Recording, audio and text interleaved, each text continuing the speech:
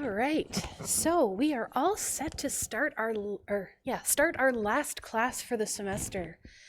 I was telling my classes yesterday, it feels like it's been both the longest and the shortest semester in a very long time, because I'm not quite sure how it's December now, but also it's definitely December.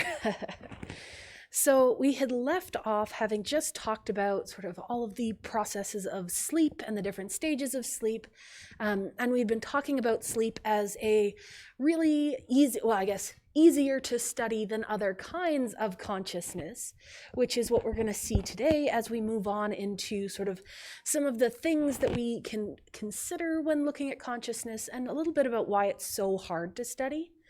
But before we do that, we're going to wrap up the concept of sleep by talking about sleep disorders. So there's a couple of them. We're not going to hit on an exhaustive list. These are just going to be a few. But some of the more common ones that we'll see are insomnia. So insomnia is the inability to sleep or to obtain adequate quality sleep. And this is to the extent that a person feels inadequately rested.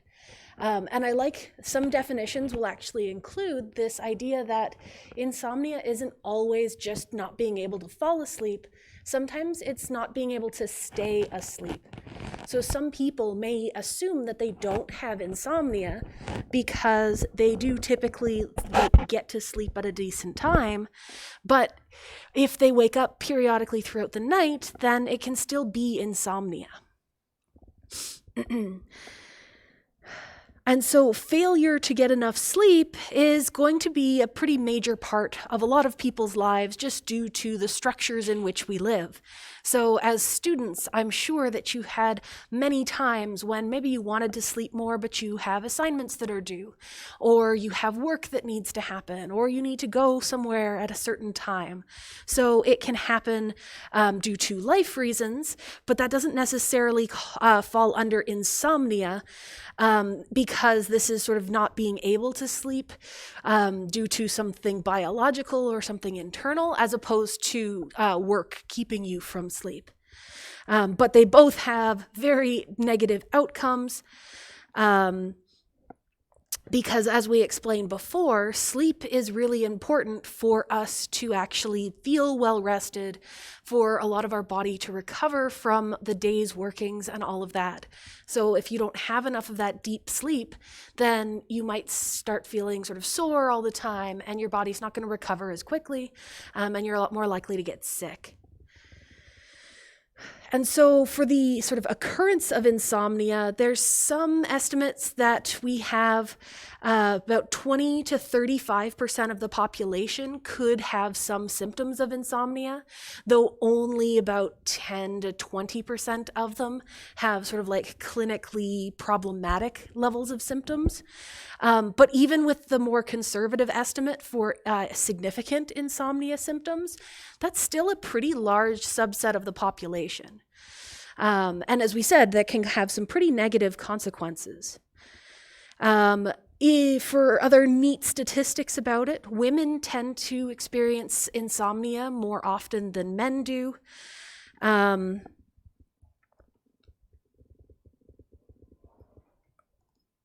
Okay, and that's all just summaries of what I just said. Awesome.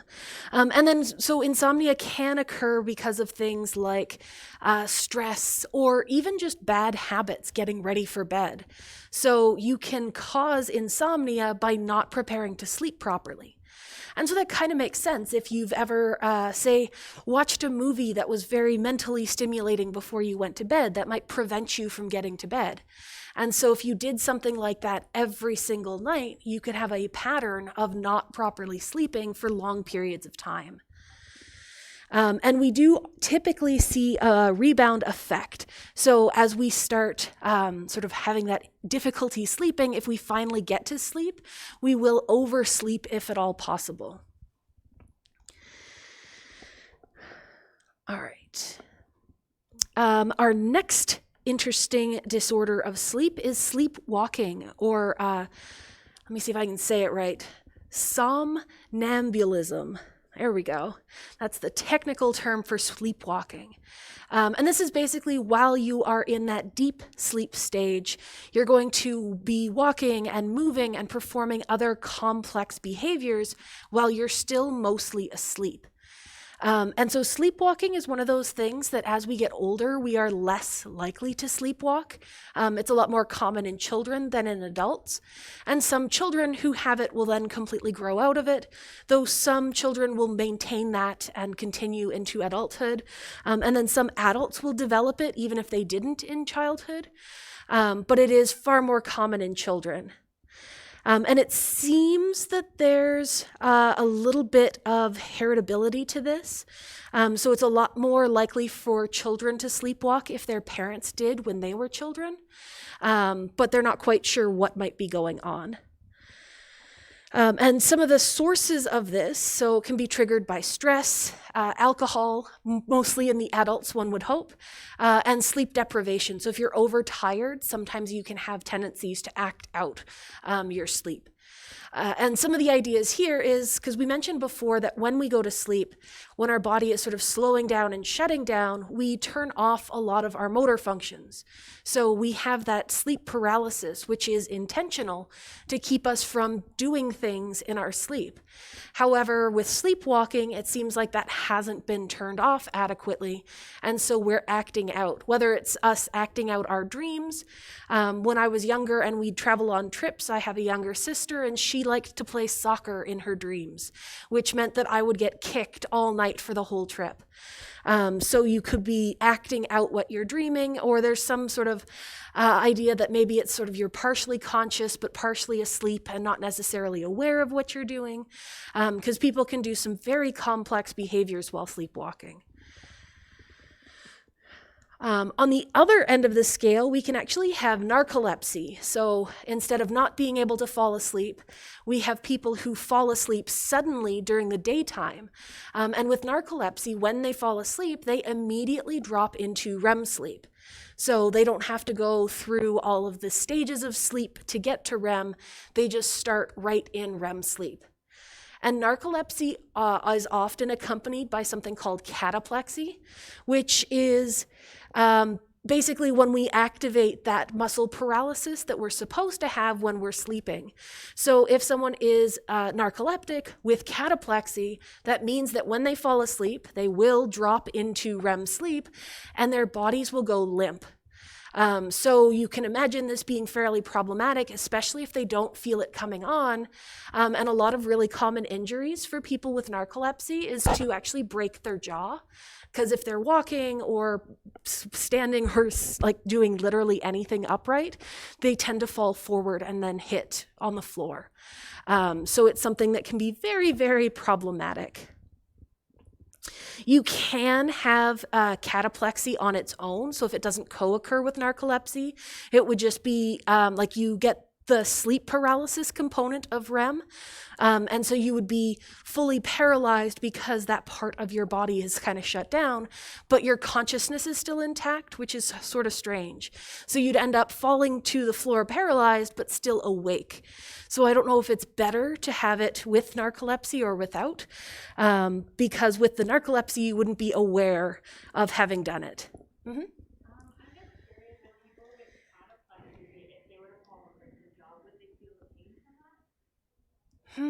I assume so, because it doesn't specifically wipe out like sensation or receptions of things, but like, I think so, yeah. Mm-hmm.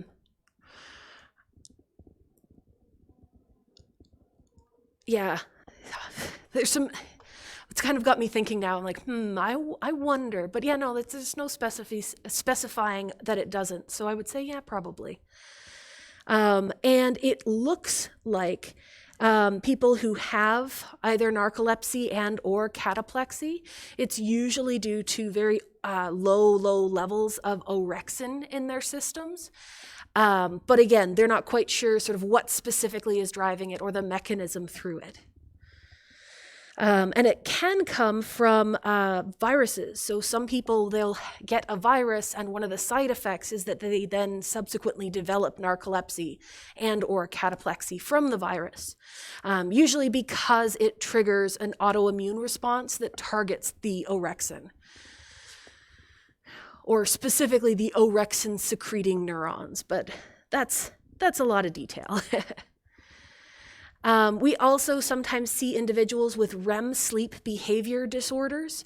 And this is basically the idea of you sleep as per normal, but you don't have that sleep paralysis kick in. So these are people who are going to be uncharacteristically physically active during REM sleep. So they're going to be acting out. They don't have that muscle paralysis, so they're going to move, and they might injure themselves or others in their sleep because of those movements. And this is most common in men, and it tends to also co-occur with think of the right word for it, with like lifestyle choices, things like smoking, drinking. It's also more common in those who have mood disorders and people who've ever had brain injuries. So it's like something interferes with the ability for the brain to shut off that part of our motion the way that it should be.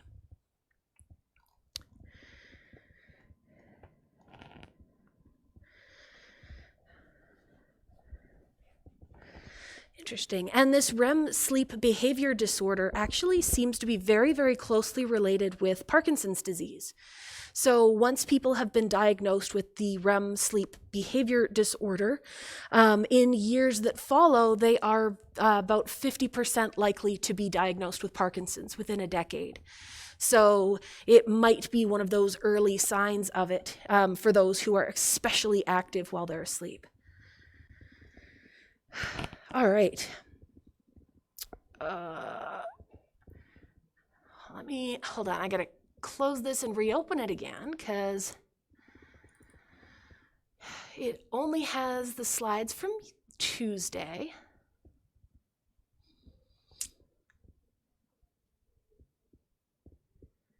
Oh, good.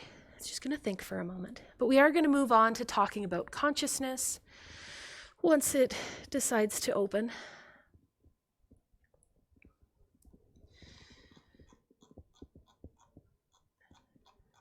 Do you have... Yeah, there we go. Huh. Perfect. Okay. Whew, there we go. And okay, so now back into proper lecturing. So just like I mentioned at the very beginning of this chapter, when we're talking about consciousness, it's one of those very abstract concepts. It's really hard to define. And that's one of the reasons why we started by talking about sleep, because it's one of the few aspects of consciousness that people can really agree on and can study at least fairly easily. So when we think of sleep as being a state of unconsciousness, where you are less conscious and aware of your surroundings, that's why we can look at sleep as a variant of consciousness. But of course, as I've said, this term is very loose, and when you're looking at the literature for consciousness, most papers are going to define what they mean by consciousness. And even within language, like just talking about consciousness outside of science, we have lots of different things that we can use it to refer to. So we can talk about consciousness as a state of awareness and focus. So you can be conscious of something. So maybe you are conscious of the temperature in the room. You are aware of the temperature in the room. Consciousness can refer to our short-term memory. Basically, what are we actively working on in our immediate memories? So short-term and or working memory, depending. Consciousness can involve our sense of self because we are theoretically aware of ourselves. And we can even talk about it as a spectrum of consciousness. So going from fully conscious to unconscious. So whether we're awake versus asleep versus in altered states. usually when I teach about consciousness in introductory psychology, we take a little bit of a detour and talk about some altered states of consciousness, like being hypnotized, or how people respond to different kinds of drugs and how that can alter our consciousness. So there's lots and lots of different aspects that you can come at this concept with. So we focused in on sleep, and then we're going to take that step back and talk a little bit more vaguely about some of the big concepts that relate to consciousness. And so, of course, for a brain and behavior type course, when we want to look at consciousness, when we want to look at anything, we'd like to know where in the brain it is active. So can we point to a position in our brain and say, this is where consciousness is? And the answer is not really. There isn't any one structure that we can identify as the seat of consciousness.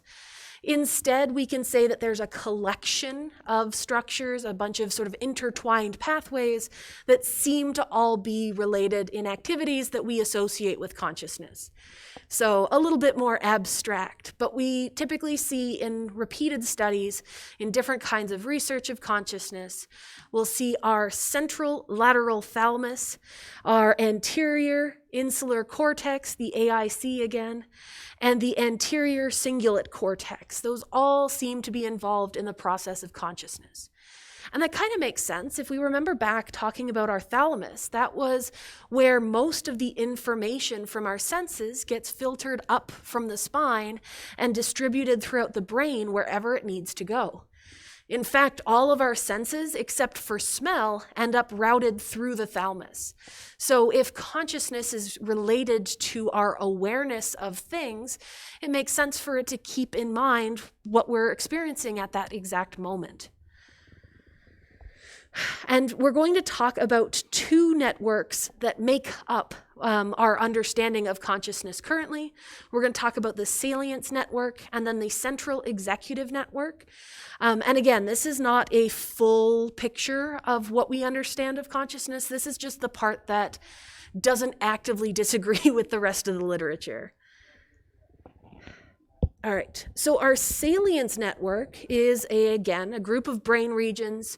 This is going to include our AIC again and the anterior cingulate cortex. So everything but our thalamus from what we mentioned on the last slide. But these regions are going to be detecting significant stimuli that require attention. So basically deciding what we focus in on, hence the name. So if things are salient, then they're attention grabbing. So a fire truck with sirens on would be salient because it is loud and bright and moving. So this is basically deciding, what do we pay attention to? What draws our attention? Our other network is the central executive network. This is another group of brain regions, and these control attention and working memory. So back to this attention idea, focusing in, paying attention to certain stimuli, but also with working memory, that's the part where we're sort of manipulating information. So the working memory component of our immediate memory is when we pull things out of long-term storage, we have things that we are currently aware of, and then we process or make connections or manipulate some of that information to get to a particular point.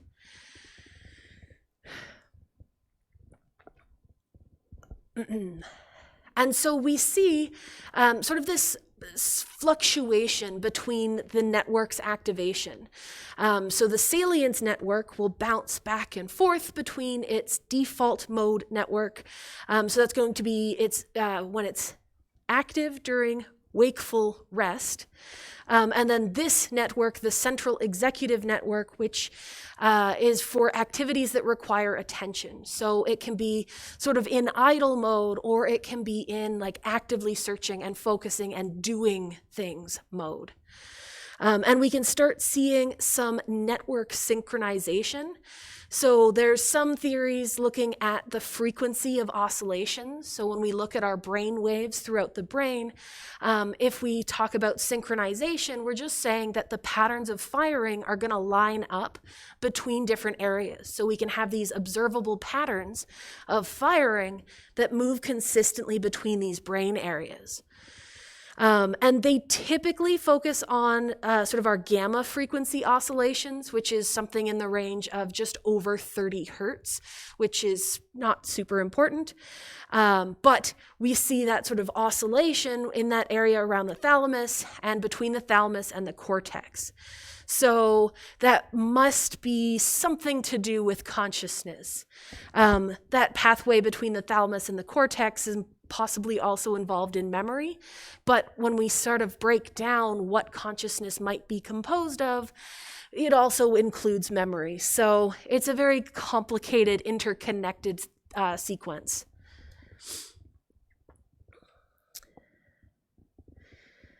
All right.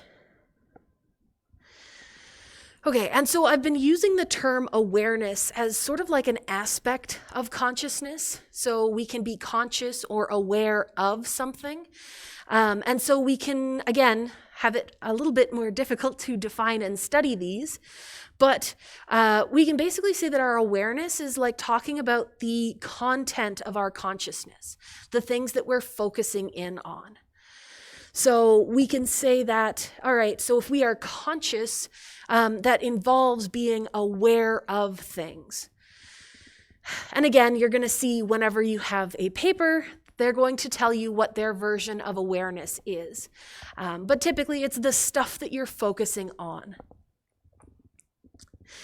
And you can study awareness, and specifically they want to look at what happens between things that you can perceive versus sense. And that's sort of the distinction between, are your sensory receptors active, or are you actually aware of the information that's incoming? Because some things are going to be shown so quickly that they're only registered at the sensory register level, and it might never enter into conscious awareness. So kind of like subliminal stimuli. So if things are flashed on the screen too quickly, it'll enter into our sensory registers, but never enters into consciousness. And so they do studies where they will briefly flash words on the screen and look at how the duration of those flashes affects the activation in our brains. And so if the person doesn't consciously notice the word, so if we have that subliminal level of exposure, only the visual cortex is activated. Basically saying that we saw the thing and the signal was sent to our visual cortex, the primary visual cortex, to register that those neurons were activated. So we know that our rods and cones saw something, but we don't have any awareness of it. If the person is aware of the word, so if it's up for long enough that it reaches our awareness, we see not only that visual cortex activation, but also lateral prefrontal cortex and posterior prefrontal cortex activation. So the posterior parietal cortex. Too many cortices. So we start seeing sort of more activation in other areas. And with our cortex being sort of that outer layer of the brain, we're like, okay, so we've gone from just activation for our visual center to sort of thinking about that thing. And so once we see that more diffused activation, that's when we can assume that someone is now aware of seeing something.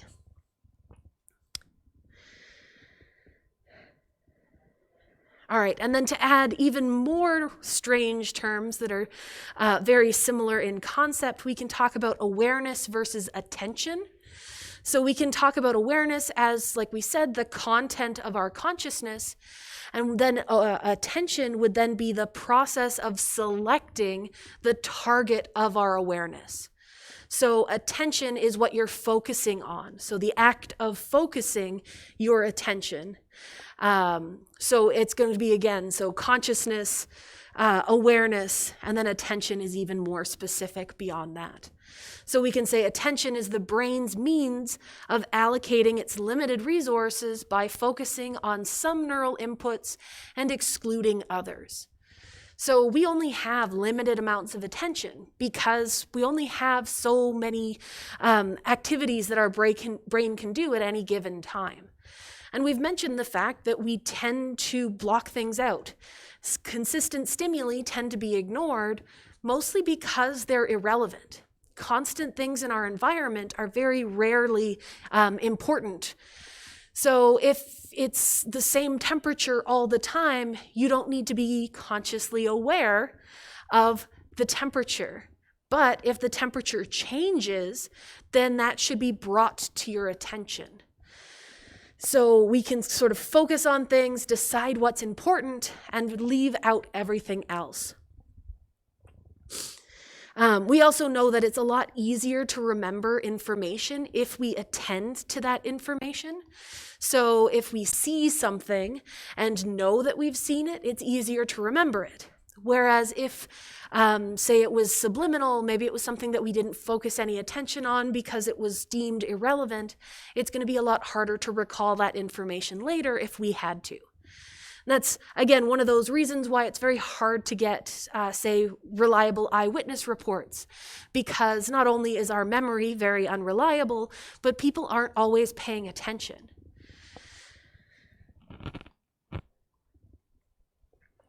Oh, and then I found that, so the textbook talks about this effect. It's called the Cheshire Cat effect. And it basically looks at how we can kind of trick our brains into paying attention to different things.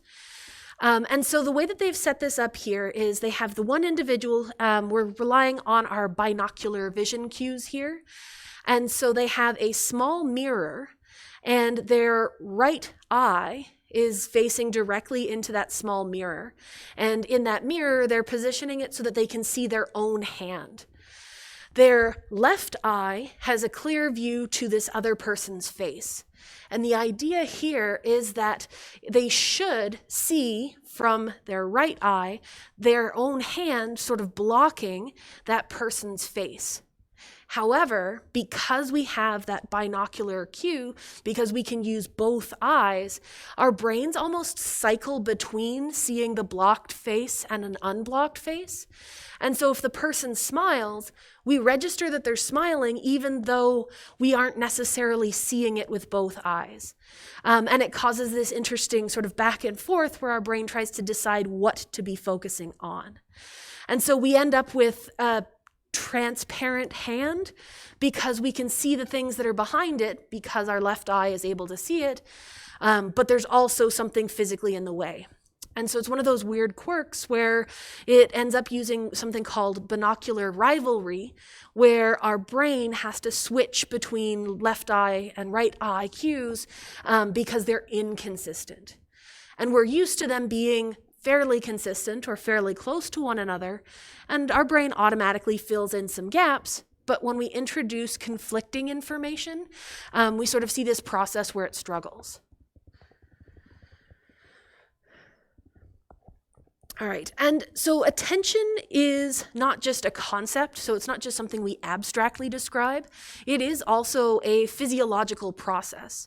So we can actually see changes in sort of our neural activity when we change our attention. So if we focus on different things, we can actually see corresponding changes in brain behavior. So we start seeing increases in cortical activity are key to attention, and they seem to be partly due at least to modulation of activity in the thalamus. So again, the thalamus being that relay station sending out and deciding where all of our sensory information goes.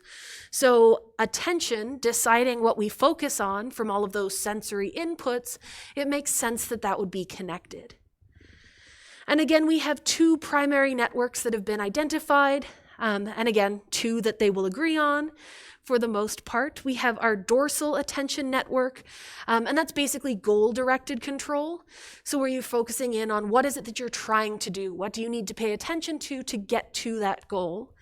And then we also have ventral attention, which focuses on stimulus demands. So what is drawing your attention? What in the environment is pulling your focus? So if you're like actively trying to scan a crowd looking for a particular individual, that would be more heavily in the dorsal attention network. But if somebody holds up a really bright light all of a sudden and that grabs your attention, that's the ventral attention network sort of picking up. So lots of sort of things working in concert with one another.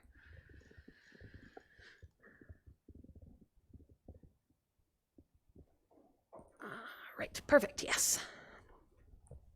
And then we're going to move on and talk about our sense of self, which is, again, one of those concepts where people don't necessarily agree, and there's lots of debate about it, which is the whole theme for this chapter.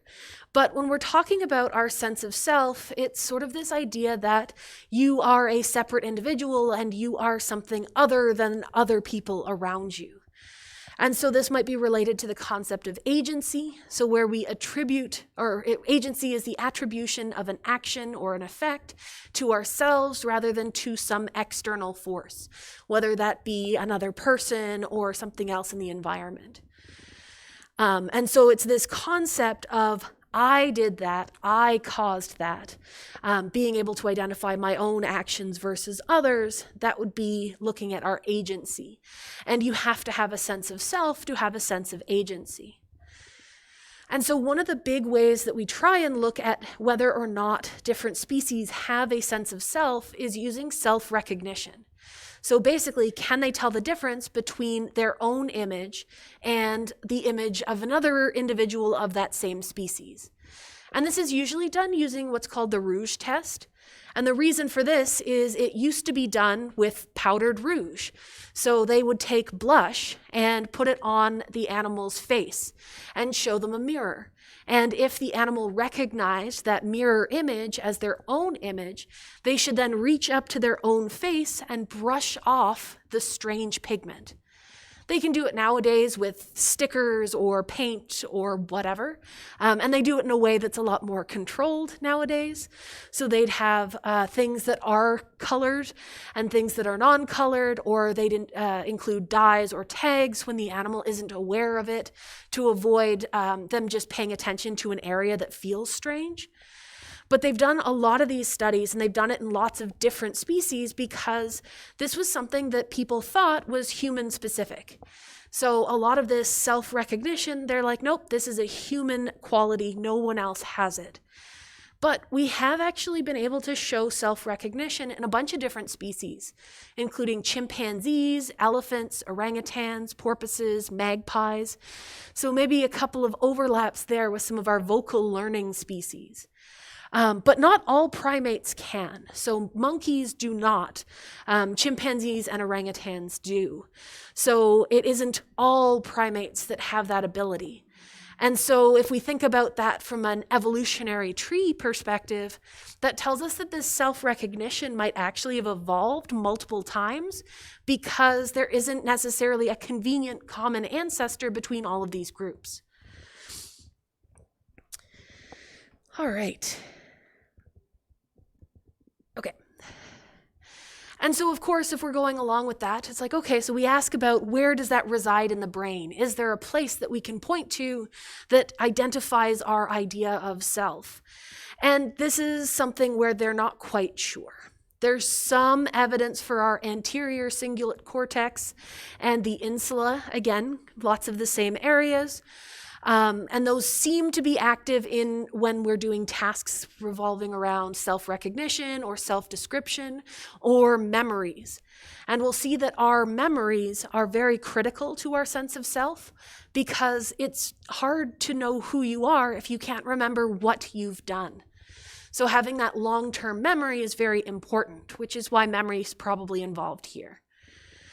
And there's some interesting studies where they wanted to see, okay, if this area is involved in our sense of self, what happens if we use transcranial magnetic stimulation, that TMS, in order to sort of disable that portion of the brain temporarily. And so if they have the TMS stimulating the parietal area.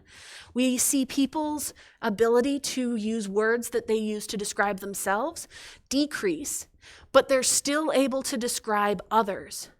So they'd be able to describe their friends, but they have trouble describing themselves. And so it seems like, yeah, that puts us in the right area for that idea of self.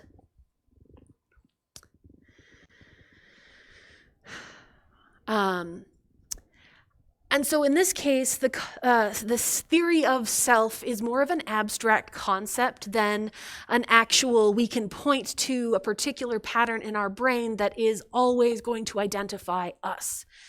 So it's not really a neurologically distinct entity, it's more of a diverse collection of things that make up our own view of ourselves. And so we can look at things like body image and memory and mirror neuron activity. So I already mentioned memory, where our long-term memory is really important for how we view ourselves, because you need to know what you have done to know who you are. Short-term memory is a little bit more up for debate. Some people say that it's still very important that you have short-term memory to have a sense of self, but others would argue that not being able to remember the day-to-day little activities isn't as important for knowing who you are. As long as you have access to your long-term memories, you're fine. But with body image, it's not so much about our sort of self-esteem to our bodies. It's actually looking at how we see and interact with and know things about our own bodies. So we have an identification of our body and all of its parts. And there are actually disorders where people have issues where they don't identify that ownership of their own body parts. I believe the syndrome is Capgras syndrome, where people have different limbs that they just don't feel a connection to, and they report saying that that arm isn't theirs. It's a corpse's arm. It's just there. They don't control it. It's not theirs. And so not having that sense of identification and that sense of ownership and sort of identifying with it can cause problems. So we have that perception of our body as part of our view of ourself.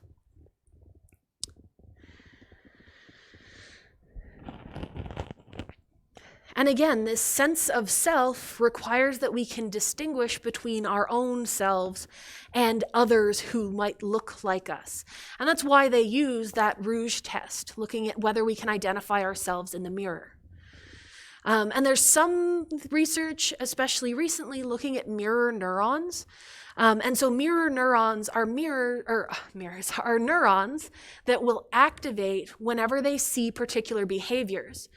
And they activate when you do the behaviors, but they also activate when others do the behaviors. So they're a really important part of social understanding, empathy, and understanding others' intentions, because you watch them do it and you sort of register what it is they're doing and why they might be doing it. So if you have another individual that does a particular behavior and you watch, you can kind of store that away, and with social learning, you could then imitate that behavior yourself at a later date to achieve the same goal that that other individual did. And there's some really interesting research lately that's looking at if maybe for individuals with autism, there's something with mirror neurons not quite giving them that same identification of sort of self versus other, and therefore having issues with empathy because it's harder to relate when you don't have that that parallel activation in your own brain. But I think that's going to be sort of a very cutting edge area of research in the near future. All right. And then, of course, if we are talking about the self, we can talk about disorders of the self. I've already mentioned Capgras syndrome, which is sort of not identifying some of your own body parts, but we can even go back to our split brain patients. So when an individual has their corpus callosum severed, that bridge between the two hemispheres, the two parts of the brain end up operating completely separate from one another.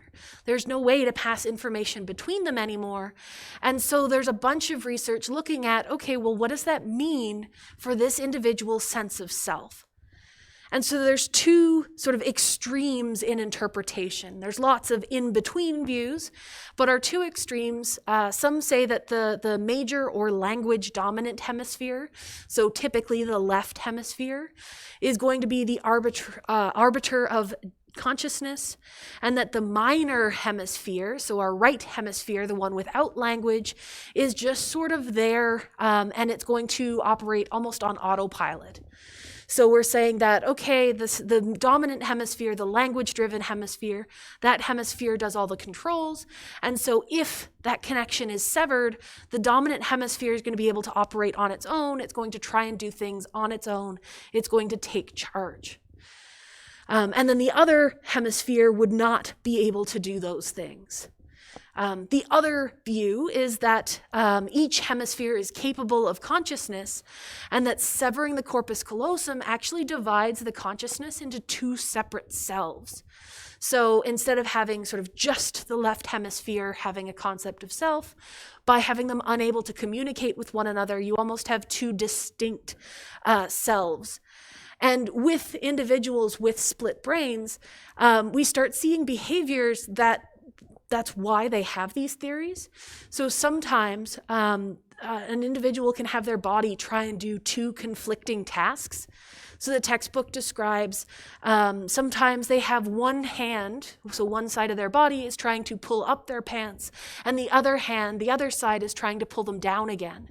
And they're trying to do sort of different tasks and getting in each other's way, almost as though they're two separate individuals because of that lack of communication between them. And that's pointed to as evidence for this sort of two separate consciousnesses, two separate selves. But I don't know that they're ever going to get a full correct answer for that one.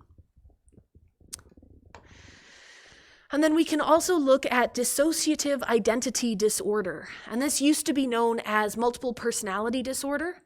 And so individuals with DID, they have shifts in consciousness and behavior that ends up appearing to be distinct personalities or distinct selves, hence multiple personalities.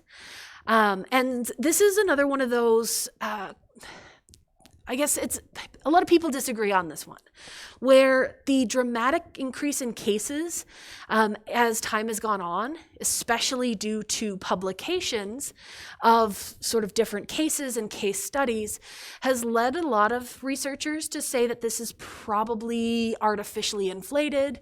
Maybe it's people overdiagnosing it. Maybe it's people faking this disorder. Because we don't actually have a whole lot of evidence for separate and completely distinct entities residing within the same brain. So we don't have anything that we can point to and say, here's an individual and their brain activity completely changes between personalities, therefore the disorder is genuine.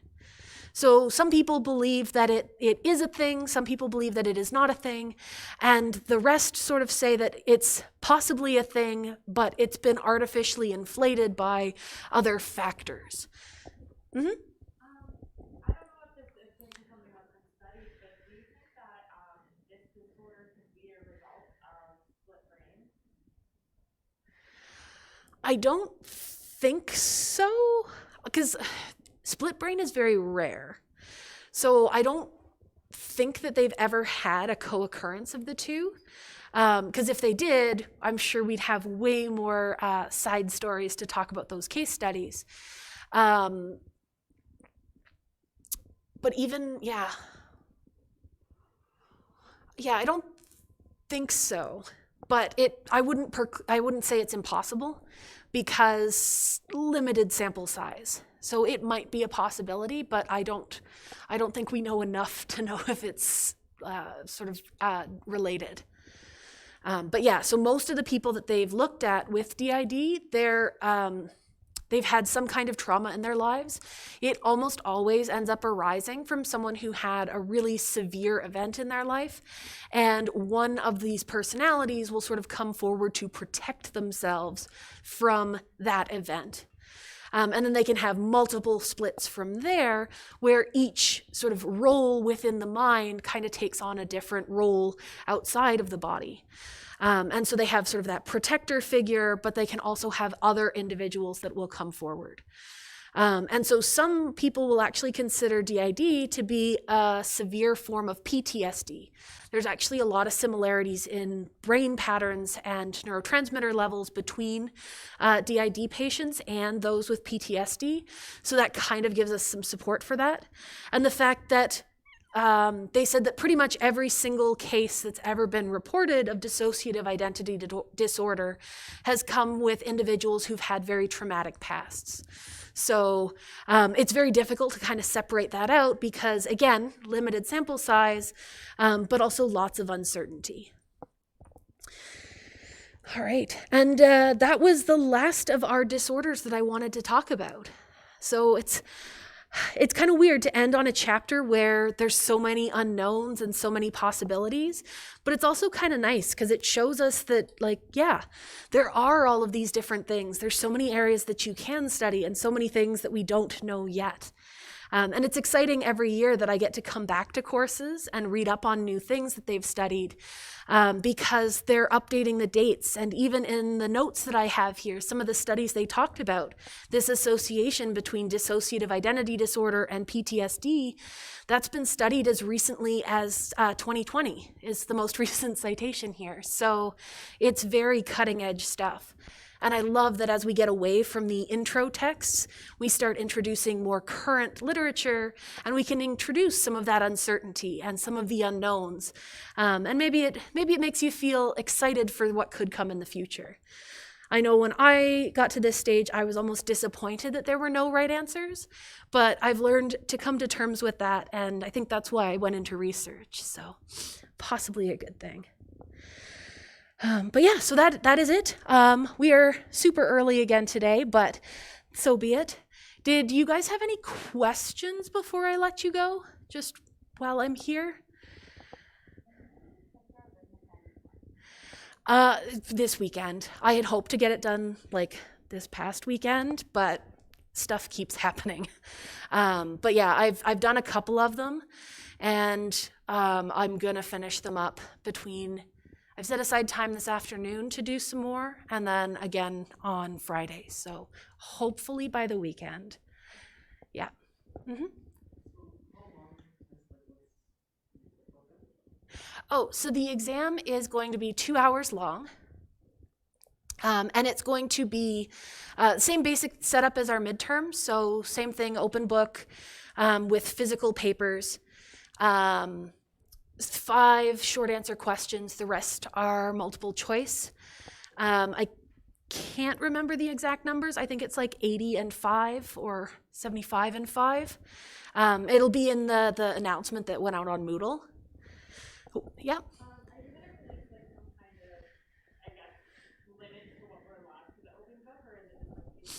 As long as you have it printed out, you can have whatever you want. Yeah. Yeah, and so like the same kind of questions, and I think I mentioned it before, I typically do sort of a 70-30 split between stuff that we haven't tested yet. So everything that we've done since the second midterm is going to be a lot more heavily weighted. And then the earlier chapters will only be about 30% of the questions. So you end up with somewhere in the range of like 3 to 5 questions for each of those early chapters. So you don't have to know them nearly as much in depth as you do for the more recent stuff. Awesome. Cool. All right, well, if you guys think of any other questions, let me know. Like I said, I'm setting some time aside for this course specifically this afternoon, and then again tomorrow. So grading, getting back to emails, and getting stuff set up for the exam. So if you need anything, send me an email and I will get to you when I can.